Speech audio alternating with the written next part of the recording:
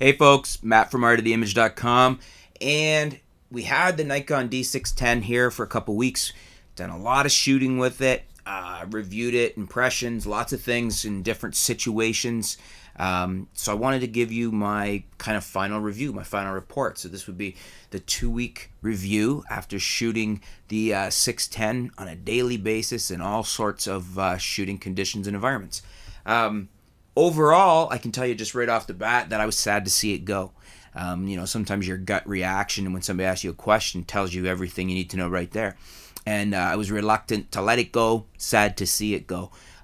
Beautifully performing camera, the D610. That's the Nikon D610 FX full frame 24 megapixel camera.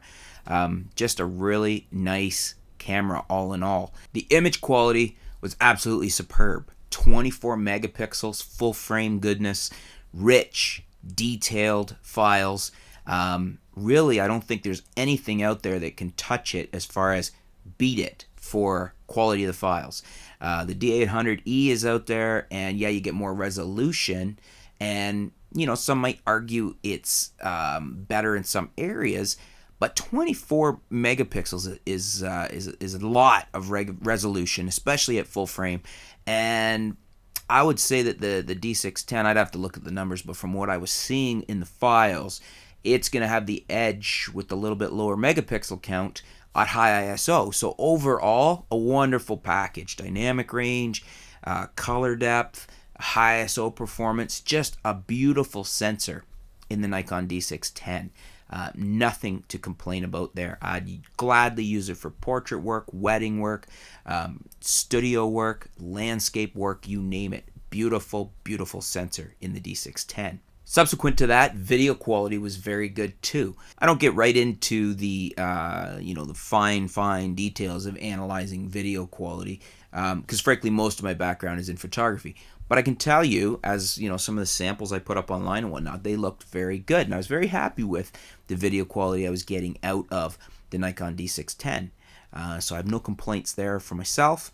Let's see, autofocus was very good. Never really had a problem with it. It locked on quickly to what I was trying to focus on.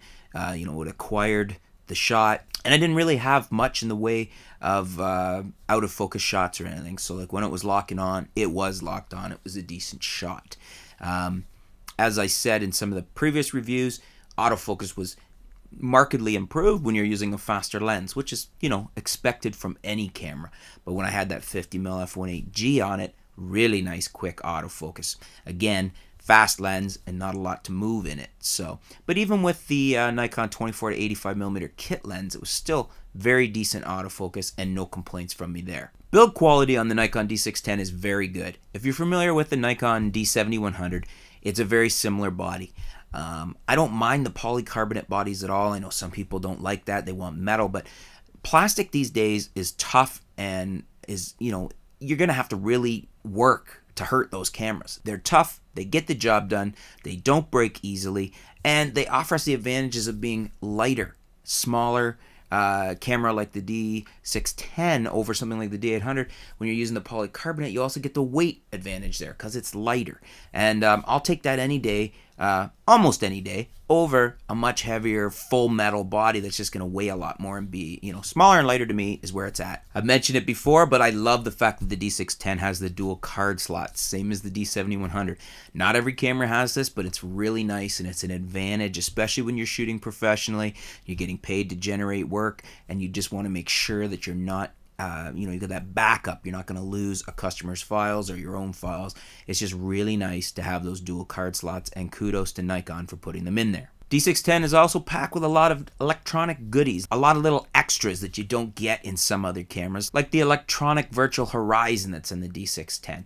Lets you know you can activate it on the back there and you get that little level. You can see, do you have your horizon level in the background or anything you're shooting at it. It gives you that ability to tell where you're level with.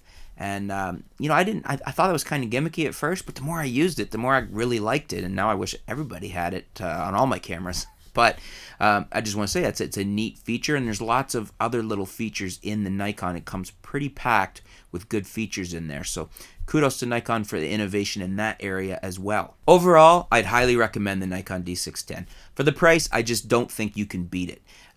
When I was shooting weddings all the time professionally, I would have loved to have a pair of D610s as my two main guns. Get the dual card slots, amazing image quality, really decent AF. It's a great camera. It's a lot of camera for $2,000. Basically, you're getting the best image quality available, and even if you shop around, you can get it for even under $2,000. If you're looking for a full-frame DSLR, you really can't go wrong with the Nikon D610, and I encourage you to get your hands on it at the store. Go down to your local camera store, get your hands on it, play around with it, see what you think. I think you won't be disappointed. I think, if you don't need the kit lens, then don't get it with the kit lens, but certainly if you don't have a kit lens or a normal zoom to go with it, the 24-85 is a decent lens to buy as a kit with it, and you get some savings that way as well.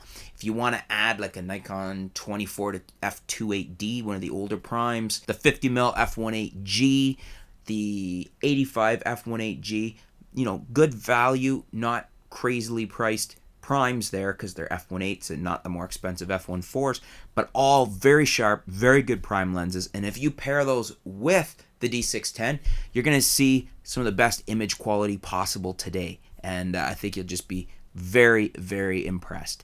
As I said, I was sad to see the Nikon D610 head back to Nikon, but very much enjoyed my time with it here.